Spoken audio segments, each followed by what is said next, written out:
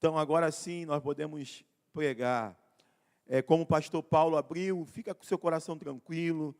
É tão importante isso que ele falou, e uma coisa que a gente precisa toda hora, hoje vocês vão ver um pouco disso, essa ida à palavra, essa busca da palavra, para que a gente não perca o nosso lugar, o nosso papel. É muito perigoso a igreja perder o papel dela, e às vezes a gente fica meio confuso, como se dependesse de uma pessoa para trazer paz, para que a gente não fosse perseguido, e isso não existe, como foi dito aqui, evangelho e perseguição anda junto. Então não há essa ideia de uma pessoa que nos salvará, a não ser aquele que já nos salvou, que se chama Jesus Cristo. Então acalma o teu coração, tudo está no controle dele. É normal a gente ficar apreensivo, mas ele é soberano, e o pastor Paulo, sensível como já trouxe uma palavra para que a gente acalmasse o coração, e que agora você que está em casa, você que está aqui, nós todos pudéssemos estar atentos àquilo que Deus tem para falar conosco nessa noite. Você pode dar uma respirada funda aí, uma respirada, sossega o coração, como diz na Bíblia, aquietai-vos e sabei que eu sou o Senhor. Senão a gente fica agitado e a gente fica preocupado. Deixa eu marcar meu tempo aqui, eu sempre gosto de marcar o tempo, que aí eu me controlo. Vamos lá. Eu queria começar primeiro lembrando desse mês que passou, sobre o nosso batismo, a emoção que foi muito grande, de a gente poder batizar muitas adolescentes, né, que chegaram aqui bebê, e uma coisa, muitas delas foram apresentados ao Senhor por mim, né? Então, é uma emoção em dobro. Imagina os pais trazerem um filho para apresentar ao Senhor, e eu poder agora estar batizando essas crianças. E também já estou casando muitos, né? Casei o Everton, a Tairine.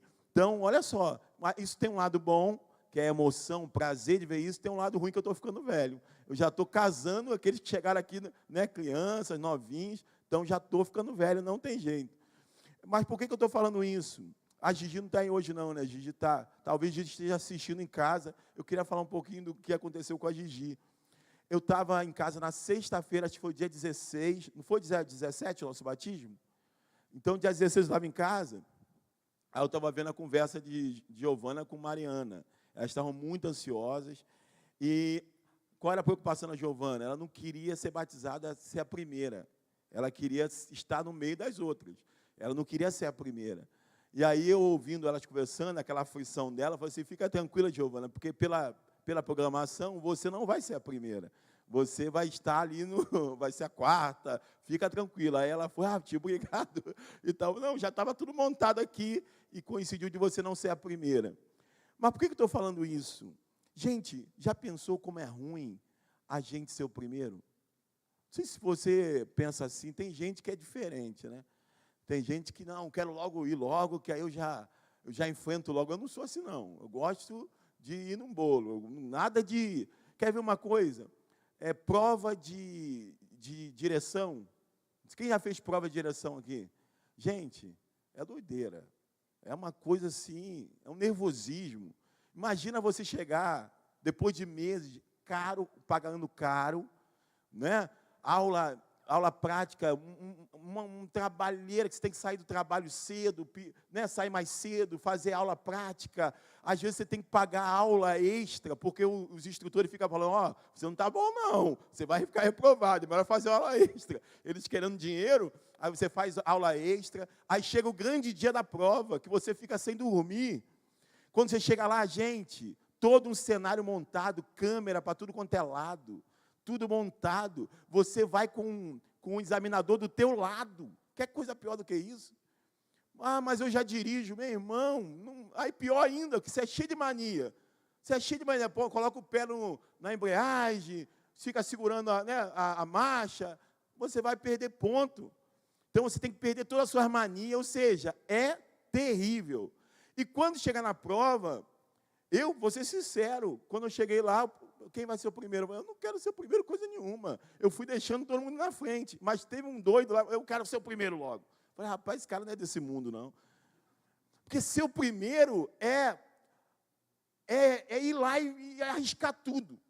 Porque até então era simulado. o trajeto é simulado, tudo é simulado. O para valer é lá na hora. E pode ser que o que eu fiz de simulado não seja igual daquilo que é a vera. Então, o que vai me fazer, vai me dar uma vantagem quando eu assisto alguém ir? Que eu vou olhando tudo que está acontecendo e eu vou falar, olha, tudo que eu estudei é isso mesmo. Não, mudou. Não era da forma que eu tinha estudado.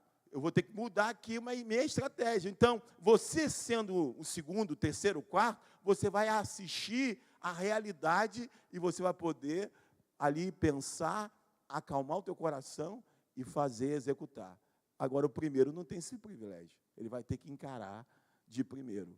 Então, tem gente que não é normal, que vai de primeira, mas eu não consigo entender isso. Mas, por que eu estou falando isso? Porque o apóstolo Paulo, ele vai fazer exatamente isso. Ele vai pegar uma galera, um povo, que eram os primeiros. Gente que estava escrevendo a história. Imagina, gente que estava ali, eles não estavam só vivendo, eles estavam vivendo e escrevendo a história para aqueles que viriam. Então, eles não tinham a chance de assistir para poder pensar, não. Eles não tinham a chance da gente pegar um livro, empresta minha Bíblia aí, meu amor. De a gente poder pegar um livro aqui, ó. Obrigado, meu amor.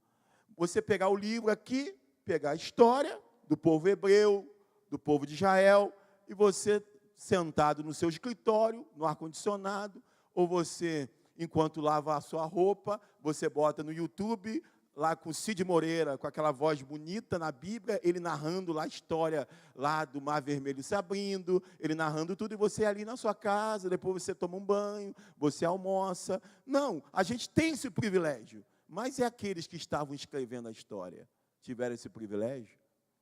Então, apóstolo Paulo, na história que a gente vai ler, ele vai fazer exatamente isso. Ele vai pegar uma história pronta e vai nos colocar como exemplo. Vai pegar essa história, essas pessoas, o que eles viveram, e vão dizer para a gente, olhe para o exemplo deles, e pense o que vocês estão fazendo, pense como vocês estão vivendo, pense, reflita, não vá pelo mesmo caminho, acerte o que tem que ser acertado, né? Pegue os bons exemplos, mas não pegue os maus exemplos, reflita, analise. Então, é sim muito interessante a gente poder pegar uma história pronta e analisar hoje, aqui nessa noite. Abre sua Bíblia lá em 1 Coríntios, capítulo 10, por favor, versículos de 1 ao 12. Nós vamos projetar aqui, acho que aqui é NVI. Então, você pode tanto abrir para marcar, para anotar, como você pode acompanhar aqui. Nós vamos fazer o seguinte, eu não vou ler, nós vamos ler do capítulo 10, versículo 1 ao 12, só que eu não vou ler todo, eu vou parar e a gente vai conversar um pouquinho. Então, você vai ter que ter muita atenção e pregar junto comigo. Vamos junto aqui, tá bom? Então, 1 Coríntios, que é a primeira carta, 1 Coríntios, capítulo 10, versículo de 1 ao 12. Vamos começar aí com o versículo 1. Olha o que Paulo está dizendo nessa carta para a igreja que ele fundou, que ele plantou. Ele vai dizer o seguinte: porque não quero, irmãos, que vocês ignorem o fato de que todos os nossos antepassados estiveram sob a nuvem e todos passaram pelo mar. Então, vamos lá, vamos parar aqui, então. Então, Paulo está dizendo o seguinte, Paulo falando para essa igreja, nós estamos estudando 1 Coríntios, aqui aos domingos pela manhã. Semana que vem é Santa Ceia, mas na outra estaremos aqui, estamos estudando esse livro. Paulo, escrevendo para essa igreja, está dizendo o seguinte: irmãos, não quero que vocês ignorem. Gente, pensa nessa palavra. Ele está dizendo, não quero que vocês ignorem. Ou seja, eu quero que vocês pensem nisso. Eu quero que vocês reflitam sobre isso. Eu não quero que vocês ignorem o fato de que todos os nossos antepassados, quem eram os antepassados deles? Os israelitas, os judeus. Todos. E ele vai dizer, não foram alguns, foram todos. Preste atenção. Todos eles, todos esses antepassados, eles estiveram sobre o quê? Sobre a nuvem e todos passaram pelo mar. Paulo está dizendo o seguinte, eu não quero que vocês ignorem que todos os antepassados estavam sob A nuvem, que nuvem era essa? Lembra? Quando o povo de Israel sai do Egito, uma nuvem os acompanha. Era um calor terrível no deserto. Eles não iriam resistir. Então, para que eles resistissem, havia uma nuvem enorme que cobria o acampamento, que cobria mulheres, crianças, adultos, que cobria os animais. Eles andavam e a nuvem cobria, trazendo ali uma sombra. Aquela nuvem representava a presença de Deus. Então, muitas vezes a nuvem parava, eles paravam.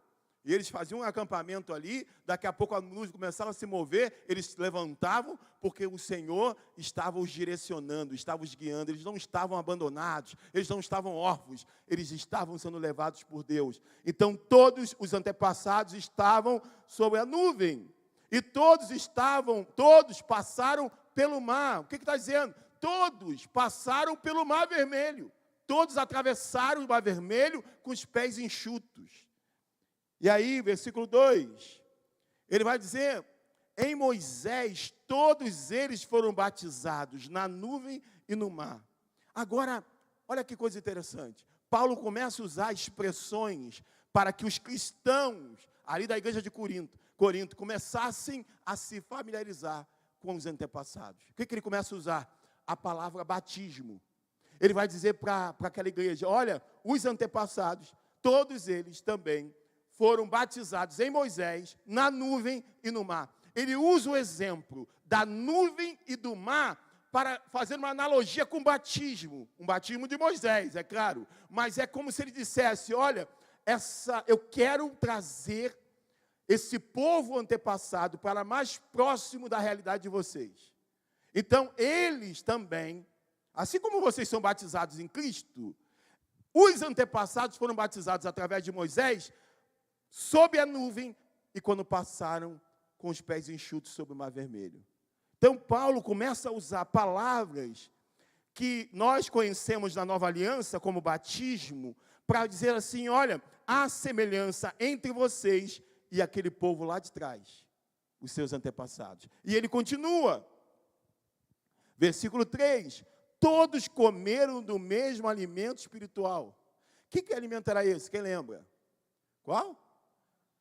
Maná, né? Então, todos comeram do mesmo alimento espiritual, maná. Aí ele começa a pegar o maná e fazer aí uma comparação com o corpo de Cristo, com o pão que agora os cristãos também compartilham, também comungam, também comem. Então, todos comeram do mesmo alimento, todos comeram do maná, todos que representava o corpo do Senhor, de certa forma, ele é o pão vivo que desceu do céu.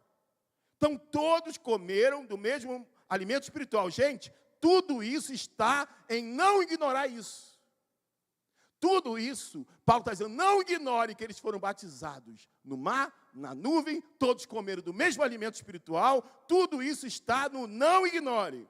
E aí, 4, e eles não só comeram o maná, que simboliza o corpo do Senhor, também beberam da mesma bebida espiritual, pois bebiam da rocha espiritual que os acompanhava.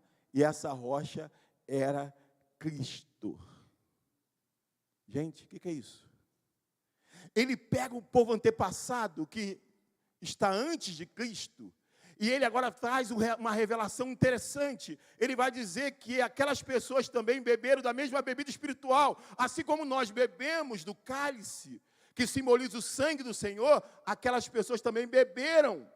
Por quê? Da mesma bebida espiritual, pois bebiam da rocha espiritual, que os acompanhava, e essa rocha era Cristo, desde o primeiro momento no deserto, até o último momento do deserto. Em alguns momentos, quando não havia água, o que Deus falava? Moisés, toque na rocha, e da rocha brotava. Paulo está dizendo, aquela água simboliza a bebida espiritual. E aquela rocha que era tocada, que os acompanhou desde o início ao fim, era o próprio Cristo que os acompanhava. Paulo está dizendo assim, olha, há semelhança entre vocês e eles. No batismo, na bebida, naquilo que vocês comem no pão, há semelhança. Até Cristo estava representado lá atrás. Olha que coisa interessante. E ele continua, versículo 5. E aí, como não ignorem, se destacou, aqui no 5 é contudo que se destaca. Contudo. O que esse contudo tem aí? Esse contudo tem as experiências, o batismo, a nuvem, o maná, o mar vermelho se abrindo. Esse contudo tem toda essa experiência, toda essa vivência, todo esse privilégio. Que povo viu isso? Que povo tinha um único Deus? Eu desde garoto, eu estudei ali história e dizia, o único povo que era monoteísta era o povo de Israel. Era o povo hebreu. Os demais povos eram politeístas. Tinham vários deuses. Que povo que tem um Deus, e que povo que tem um Deus que se apresenta, que os cobre, que à noite, porque no deserto você sai de um calor de 45 para um frio terrível à noite. O que tinha à noite? Uma coluna de fogo. Gente, que povo tem isso? Que povo vê o mar vermelho se abrir? Que povo tem uma relação com o seu Deus tão visível e próxima? Mas, embora tudo isso tenha acontecido, ele vai dizer, com tudo isso, com todas as experiências. Olha que coisa, gente. Deus não se agradou da maioria deles, por isso seus corpos ficaram espalhados no deserto. Com tudo isso que eles vivenciaram, com tudo isso que eles viveram, Deus não se agradou da maioria deles. Os seus corpos ficaram caídos no deserto. Nós sabemos que somente Josué e Caleb entram, e a demais geração que estava chegando, os demais foram todos mortos. Foi se passando o tempo, 40 anos, até que toda aquela geração morresse.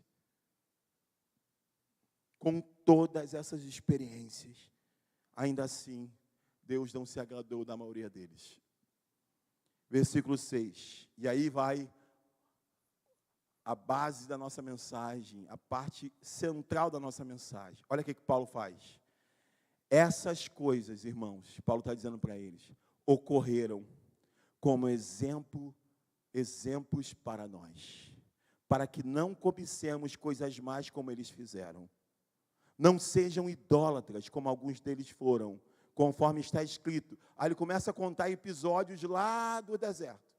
O povo se assentou para comer e beber, e levantou-se para se entregar à farra. Foi o episódio lá do bezerro de ouro, quando Moisés se ausenta 40 dias e 40 noites, e o povo faz um bezerro para adorar. Ele começa a citar ali o desvio daquele povo.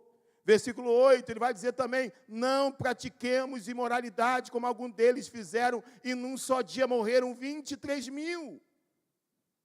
Ele começa a citar episódios daquele povo que o levou ao pecado e à morte. Versículo 9, não devemos pôr o Senhor à prova, como alguns deles fizeram, e foram mortos por serpente. Quando eles diziam, e tinham um coração ingrato, tinham saudade do Egito, e diziam, eu não suporto mais esse pão, esse maná, eu não suporto mais comer isso. E meu irmão, em nome de Jesus agora, feche seus olhos, em nome de Jesus agora, feche seus olhos, em nome de Jesus agora, feche os seus olhos, e eu quero te pedir que você ore. Porque nós estamos entrando numa palavra confrontadora e tudo vai gerar desvio de atenção.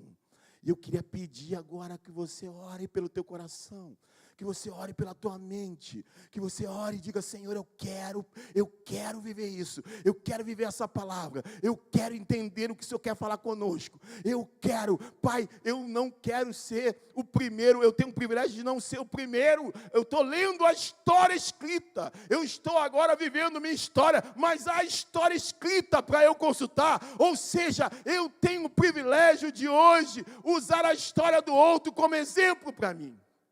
Então, Senhor, em nome de Jesus, Espírito Santo, mantém nossa mente aqui na palavra, mantém nossa mente na palavra, essa palavra gera cura, essa palavra gera atenção, essa palavra gera comprometimento, essa palavra gera posicionamento, essa palavra gera comprometimento, transformação, mudança.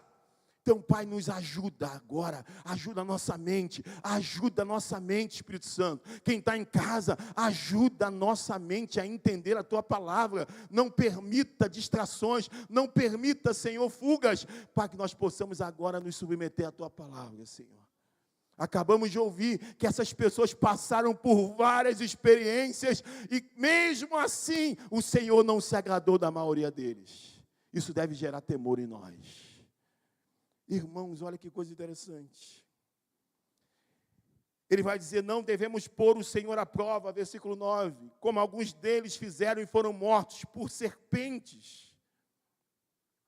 Versículo 10, e não se queixem como alguns deles se queixaram e foram mortos pelo anjo destruidor.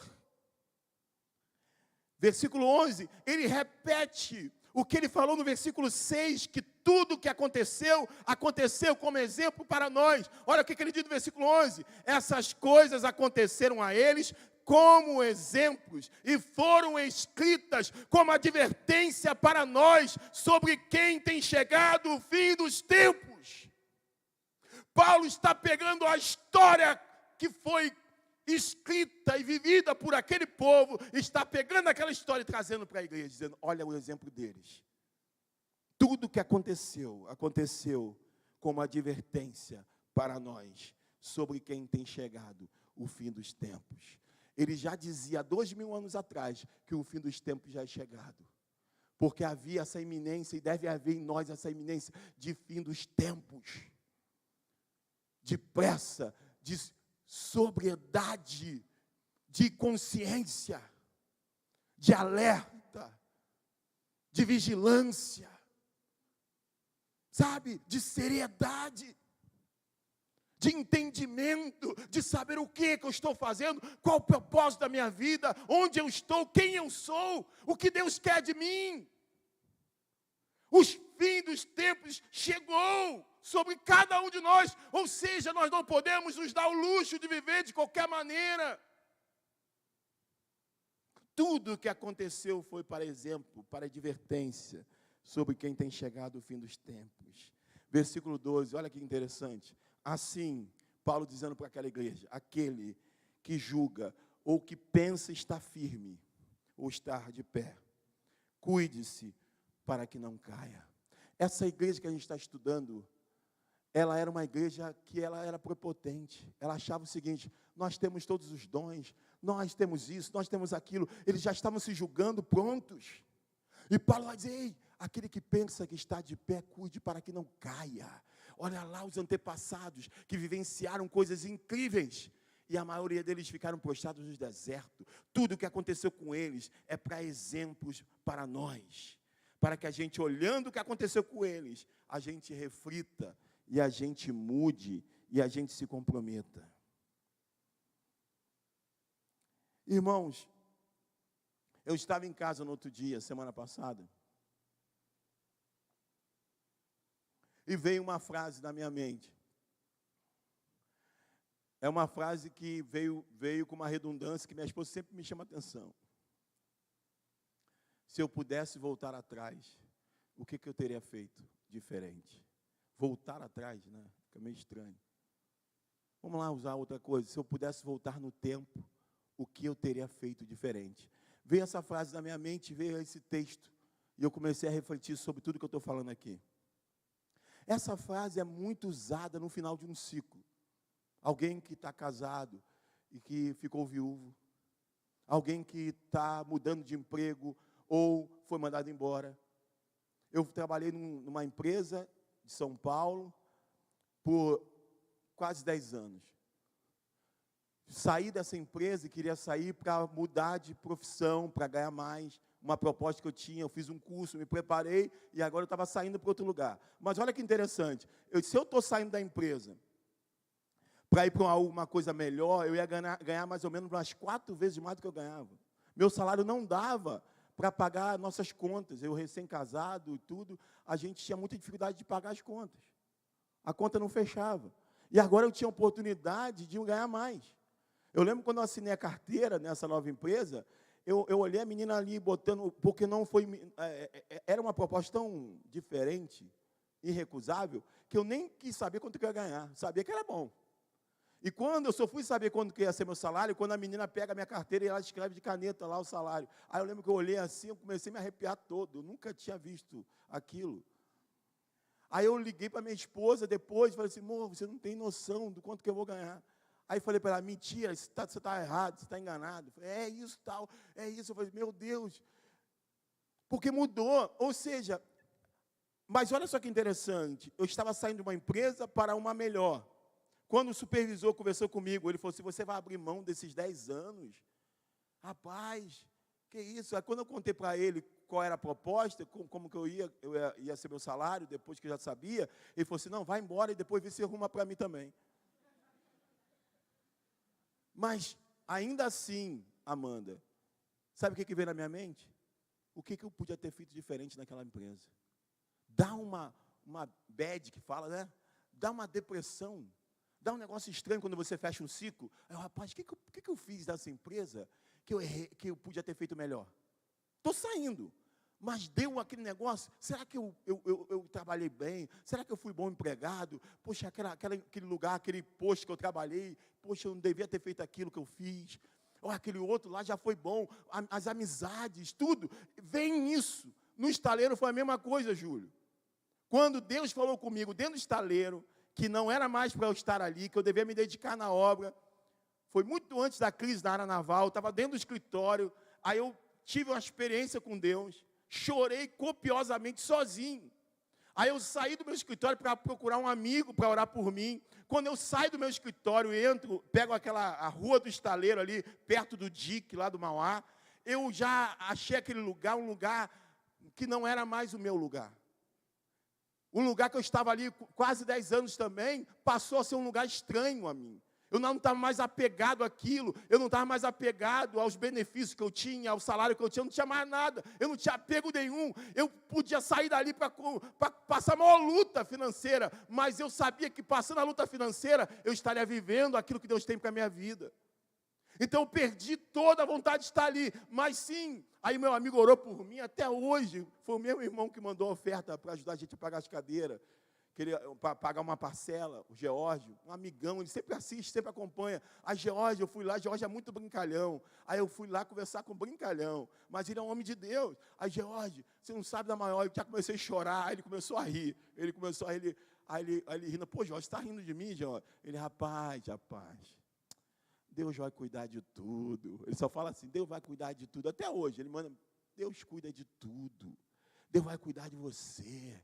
Deus vai te sustentar. Deus vai te levar. E começou a profetizar na minha vida, rindo, brincando, mas orando. E ele orou pela minha vida.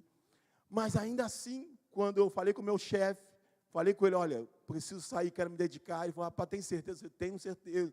Ele falou assim, ó, quando sair uma oportunidade, eu vou mandar você embora. No dia que vieram, o engenheiro veio falar comigo, Davi, ó, Alan falou que você quer ir embora, né? Surgiu aí uma oportunidade, vai querer ir embora? Falei, aí o coração já começou a disparar. Eu queria sair, mas o coração começou a disparar. Aí eu quero. É isso mesmo, Davi? É isso. Tanto que eu saí antes da crise, eu não saí depois da crise. Eu recebi todos os meus direitos. Mas, de novo, Claudinha, veio a pergunta. O que eu deveria ter feito aqui melhor que eu não fiz? De novo veio aquele sentimento. E eu ficava assim, cara, será que eu dei bom testemunho nesse lugar? O que eu acertei aqui? O que eu errei aqui? Aí eu começava a pensar nisso. E ia para casa, fazendo toda aquela coisa da papelada, indo no sindicato, indo no banco, toda hora pensando, olhando assim, rapaz, o que eu deveria ter feito aqui que eu não fiz? Ou seja, Denise, todo fim de ciclo gera essa pergunta. Todo fim de ciclo gera essa pergunta.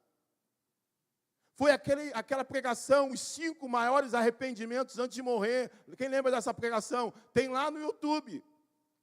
Uma enfermeira que trabalhava com pacientes paliativos, ou seja, terminais, começava a conversar com eles e perguntar quais os seus arrependimentos. Aí ela escreveu um livro baseado em 5 arrependimentos antes de morrer. Eram pessoas que estavam fechando um ciclo da vida. E eles diziam, meu arrependimento foi eu não ter feito o que eu queria ter feito. Eu fiz o que as pessoas queriam, não o que eu queria fazer. Aí eles vão relatando ali várias coisas. Eu queria ter mais amigo, eu queria ter viajado mais. Eles vão relatando. Todo fim de ciclo gera essa pergunta: o que eu deveria ter feito que eu não fiz?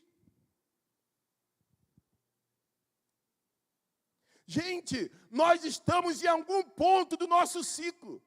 A Angélica está em algum ponto do seu ciclo, Angélica, da sua carreira. Nós estamos em algum ponto, talvez início, talvez meio, talvez fim. Não importa se é João Pedro, não importa se é um novo ou um adolescente, ou uma pessoa de 60, de 70 anos, não importa. Olha que oportunidade nós temos de agora em vida, parar hoje aqui nesse dia e pensar, o que eu posso parar agora? O que eu posso rever agora, olhando o exemplo da história, olhando o que aconteceu, trazendo para a minha vida, o que eu posso parar agora e refletir, o que eu posso parar de fazer, o que eu preciso continuar fazendo, o que eu preciso deixar, o que eu preciso tratar. Ou seja, nós, antes de fechar um ciclo, podemos agora ter a oportunidade, por isso que a Rosemary falou, a diaconisa, essa coisa de vir, venham ouvir a palavra, venham para a casa do Senhor. Por quê? Porque você está aqui hoje. Que dia é hoje? Dia 2 de outubro de 2022, tendo a oportunidade de, não importa o ciclo, não importa que etapa você está, em que estágio você está, você pode agora parar, olhar para a história e refletir.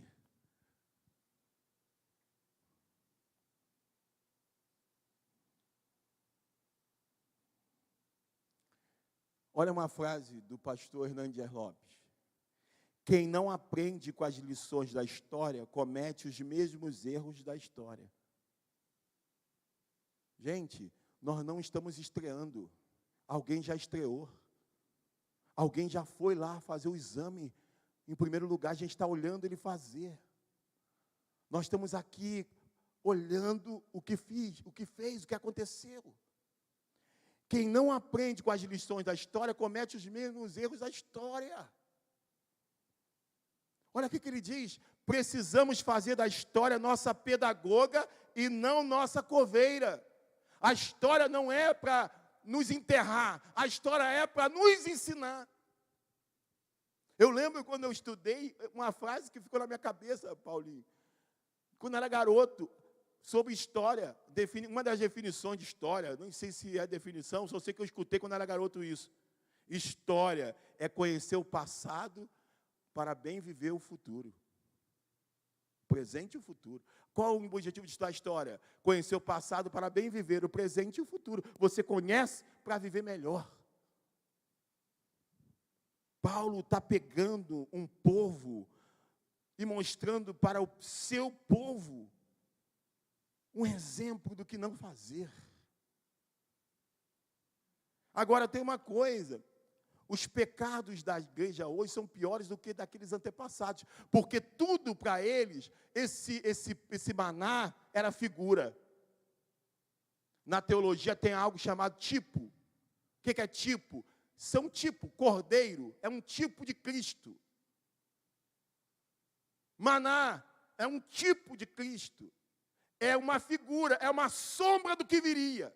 Eles só lidam com sombra. O mar vermelho era uma sombra do que viria. A rocha, a água, era uma sombra do que viria. Só que nós não. Nós já temos aquele que é. Nós já temos o pão. Nós já temos o sangue. Nós já temos o corpo. Nós já temos o Cristo ressurreto. Nós já temos o Espírito Santo. Ou seja, a questão hoje é muito mais séria. E ainda assim, nós podemos sair daqui hoje e não parar. Aí a pergunta que você pode estar fazendo: ainda dá tempo de mudar? Estou com 60. Estou como meu pai lá, 80, chegando a 80. Eu estou com 15. Eu estou com 46. Ainda dá tempo de mudar. Irmãos, eu já vi relacionamentos tão restaurados, porque a pessoa parou em um momento, nesse ciclo, ele parou e disse: o que eu estou fazendo da minha vida? A pessoa parou e disse: hoje acabou isso aqui. Hoje acabou isso que eu estou fazendo. A pessoa caiu em si. A pessoa pediu ao Espírito Santo, me ajuda, me revela, me mostra. Examine-se, pois, o homem a si mesmo. Rapaz, eu estava conversando com uma pessoa e ela disse assim: pastor, minha esposa começou a falar para mim várias coisas que eu não estava percebendo que eu estava vivendo. Ela começou a falar várias coisas e eu não conseguia entender, e eu não me enxergava daquilo, eu não estava percebendo o que eu estava fazendo. Quando ela saiu de perto de mim e eu fui refletir sobre aquilo tudo, é como se eu visse um espelho descer em frente a mim e eu comecei a me enxergar. E eu disse: eu não quero ser esse, eu amo a minha família, eu quero cuidar da minha família, eu quero zelar da minha família, eu não quero sofrer o que meu pai fez comigo, de me abandonar, de não me dar carinho, de não me dar atenção, e tudo que eu não queria fazer, eu estou fazendo. Ele disse: pastor, era como se um espelho descesse, e eu começasse a me enxergar, e eu comecei a chorar e dizer: eu não quero repetir as mesmas coisas lá de trás, eu quero ser alguém diferente, eu quero ser alguém consciente.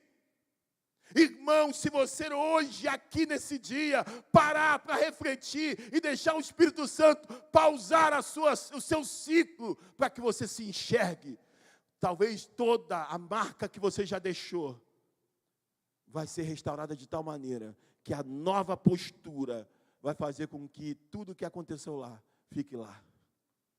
Como diz a palavra, a gente só usa isso para novo convertido. Aquele que está em Cristo, nova criatura é. As coisas velhas se passaram, eis que tudo se fez novo. Isso também é uma realidade para nós.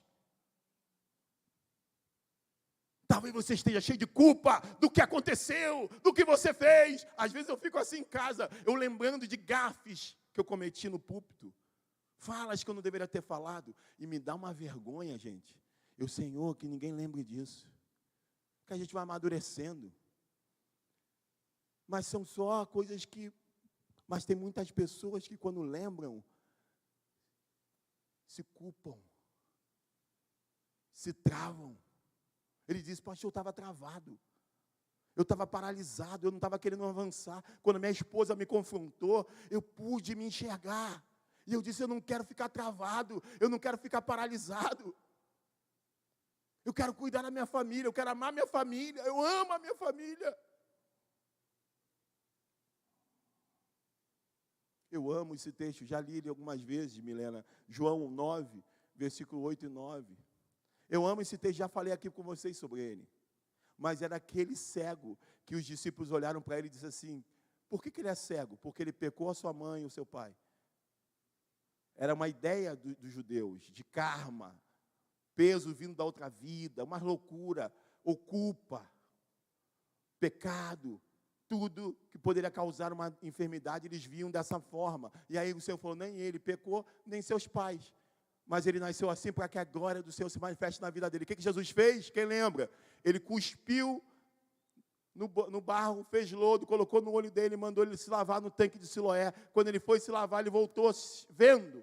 E o que eu quero dizer com isso? João 9, versículo 8 e 9, olha que interessante. Seus vizinhos e os que anteriormente o tinham visto mendigando, perguntaram. Ele mendigava porque ele era cego. Perguntaram: não é este o mesmo homem que costumava ficar sentado mendigando? Então eles tinham uma memória dele. É aquele que fica na porta lá, daquele lugar do templo. É aquele que a gente já sabe quem é, tal. Não é ele? Aí olha só, continua. Alguns afirmavam que era ele. É ele sim, é ele sim. Outros diziam: não, apenas se parece com ele. Mas ele próprio, o que está escrito aqui? Insistia. Por quê? Porque não queriam acreditar. Sou eu mesmo, cara. Sou eu, gente. Ei, sou eu mesmo. É eu que ficava lá. O Senhor me curou. Gente, quando o Senhor nos cura, vai ser até difícil as pessoas acreditarem que é você mesmo. Vai ser até difícil as pessoas acreditarem que é a mesma pessoa. É o que eu vivo com meu pai. É o que eu vivi com minha mãe quando eu fui para a Bahia, com o pastor Renato, e conversei com uma mulher que conhecia minha mãe. E ela não conheceu minha mãe porque não tinha como. Porque minha mãe, ela jamais imaginaria que minha mãe estaria viva. Mas quando minha mãe foi no ouvido dela e disse quem era, aquela mulher deu um grito. Pegou uma bacia de lagosta e jogou para o alto. Porque ela deu um grito, ela falou assim, eu não acredito que é você. Eu não acredito que é você. E aquela mulher ficou, eu vi você entrando embaixo de cama, das pessoas correndo, de várias pessoas que queriam te bater. Eu vi pessoas vindo, te batendo. Eu vi homens tentando te estrupar nos barcos. Eu vi você gritando por socorro na rua. Eu era criança, não podia fazer nada. Eu era muito criança, mas eu vi, não é possível que é você que é Maria Louca, que era chamada de Maria Louca. Não é possível, sabe por quê? Porque quando o Senhor chega, meu irmão, a transformação é tão grande que não é possível alguém acreditar que é você. Ah, pastor, eu magoei meu filho. Eu falei muito, como eu vivi um tempo com Milena, que eu só criticava a Milena, só criticava. E aí esse espelho veio e eu me enxerguei. Eu falei, gente, quando eu me aproximo de Milena, a Milena já muda a fisionomia dela. É só crítica. E eu comecei a mudar isso. E eu comecei a falar, Milena, ela já olhava para mim assustada. E eu falava, eu te amo, minha filha. Aí ela começou a mudar. Ela começou a mudar porque era só crítica. Não havia uma coisa para balancear. Que se você estiver aqui e você for alguém que é capaz de se enxergar, se deixar se enxergar pelo Espírito Santo, você é uma pessoa bem-aventurada. Mas se você for alguém aqui, como diz as Escrituras, como um cavalo teimoso, como alguém teimoso, que não tem quem pare, que não tem quem o faça refletir, que não tem quem faça você parar esse projeto de morte, hoje eu digo para você aqui, algo muito sério, pare esse projeto de morte que você começou. A mulher sábia edifica o seu lar, mas a tola o destrói com as próprias mãos. Você está destruindo seus filhos com as suas próprias mãos. Algo inconcebível por você mesmo, porque você ama seus filhos. Mas aquele que ama também fuma perto dos filhos. Aquele que diz amar faz coisas, exemplos terríveis para os filhos, que ele não tem noção do que está sendo feito. Falas, posturas de morte. Hoje o Senhor está dizendo para a gente, você pode interromper um ciclo de morte. Você pode interromper um ciclo de destruição.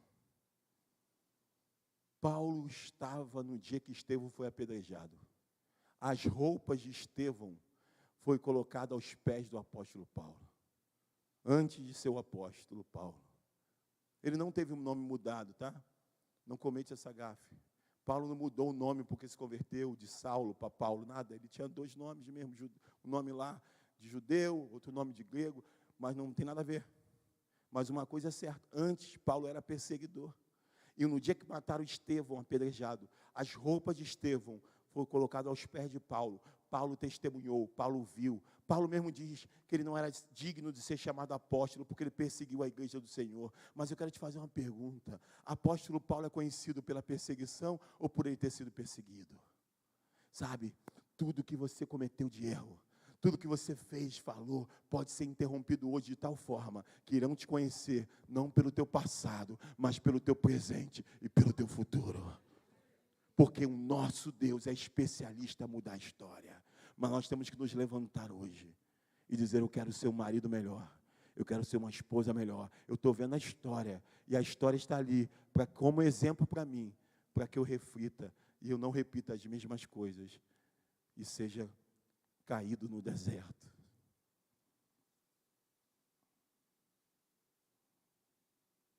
Se você pudesse voltar um tempo, o que você teria feito diferente? Você pode antecipar isso hoje.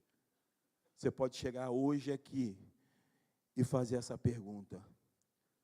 Parar. Gente, isso quem tem essa capacidade é bem-aventurado.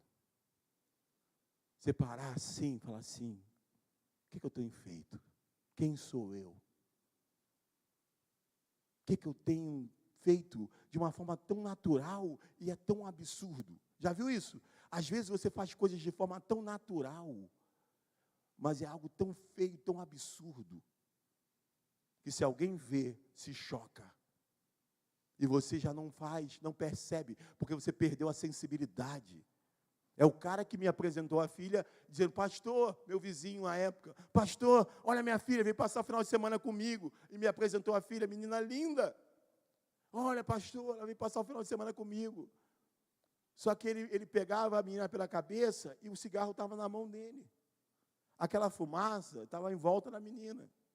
Ele é pai, ele está feliz, ele a ama, mas ele não está vendo que aquele amor está sendo um amor junto com algo que é chocante, que me chocou e que não chocou.